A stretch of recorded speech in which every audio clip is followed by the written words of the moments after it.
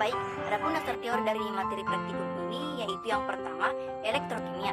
Elektrokimia adalah ilmu kimia yang khusus mempelajari hubungan antara reaksi kimia dengan energi listrik. Secara umum, elektrokimia ini dibagi menjadi dua kelompok, yaitu sel volta atau sel galvanik dan sel elektrolisis. Suatu sel elektrokimia terdiri dari dua elektroda, yaitu katoda dan anoda dalam larutan elektrolit. Pada katoda terjadi reduksi, sedangkan pada anoda terjadi oksidasi.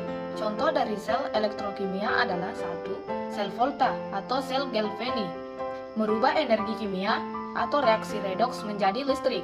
Contoh baterai atau sel kering dan acu.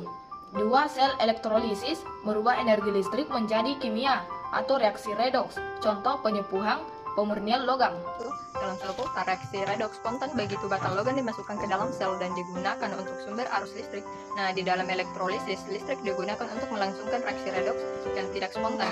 Dalam sebuah sel, energi listrik dihasilkan dengan jalan pelepasan elektron pada suatu oksidasi dan penerima elektron pada elektron. Elektroda yang melepaskan elektron dinamakan anoda, sedangkan elektroda yang menerima elektron dinamakan katoda. Elektron berasal dari larutan atau senyawa yang mengalami oksidasi anoda, sehingga reaksi pada sel volta dapat terjadi tanpa adanya arus listrik.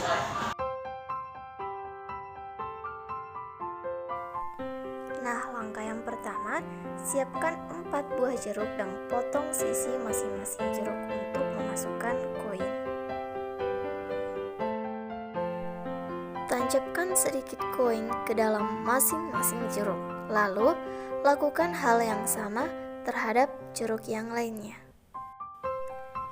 Jepitkan kabel pada sisi koin dan paku yang telah ditancapkan ke dalam masing-masing jeruk.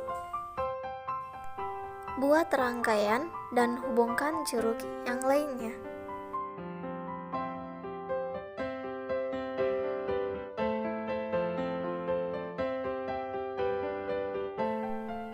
Hubungkan LED kecil ke dalam kabel. Hubungkan kedua sisi. Lampu LED menyala. Nah, baiklah, selanjutnya yaitu menghitung sel volta. Nah, sekarang kita menghitung sel volta yang dimana alat dan bahannya yaitu paku seng sebagai pengganti besi dan koin kuning sebagai pengganti tembaga.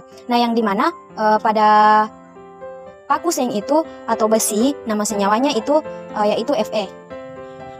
Nah, jika kita ingin menghitung sel volta, maka kita akan menuliskan seperti ini. Fe 2+ ditambah 2 elektron menghasilkan Fe. Elektrodanya yaitu min 0,44 volt. Nah, selanjutnya koin kuning atau pengganti tembaga. Nah, yang dimana pada koin kuning atau pengganti tembaga ini, tembaga itu nama senyawanya yaitu Cu. Nah, ketika kita juga ingin menghitung sel volta, maka kita tuliskan Cu2+ ditambah 2 elektron menghasilkan Cu elektrodanya yaitu plus 0,34 volt. Nah, pada soal ini Fe ini terjadi reduksi. Nah, kita harus kembali ke deret volta yang dimana pada deret volta itu Fe ini ada di sebelah kiri yang dimana dia itu bernilai negatif, maka dia itu harus oksidasi. Dan Cu ini pada deret volta itu memang terjadi reduksi, sementara di soal Cu itu juga memang terjadi reduksi, maka dia bentuknya tetap seperti ini. Selanjutnya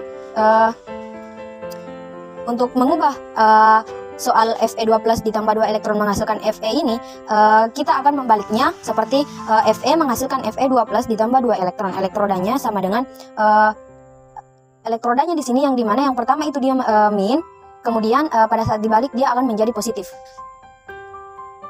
Nah, jika sudah dibalikan dia akan terjadi oksidasi karena di sini yang dimana muatannya ini di sini 0, kemudian menghasilkan Fe 2+, maka dia terjadi kenaikan.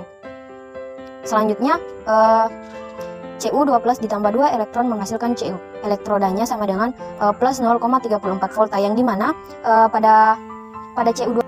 Nah, jadi kesimpulannya, pada setiap buah terdapat unsur astrobik akid dan kitrit akid di dalam cairan. Cairan buah dengan unsur-unsur asam itu akan bertindak sebagai cairan elektrolit. Jika diberikan 2 elektroda yaitu paku sebagai anoda dan koin sebagai katoda, maka akan terjadi perubahan kimia pada cairan elektrolit itu. Nah, ini disebut dengan elektrolisis. Nah, elektrolisis akan menghasilkan pergerakan elektron-elektron, dan inilah yang menyebabkan timbulnya tegangan listrik di antara kedua elektroda itu, sehingga kita dapat menyalakan LED kecil yang menggunakan buah jeruk.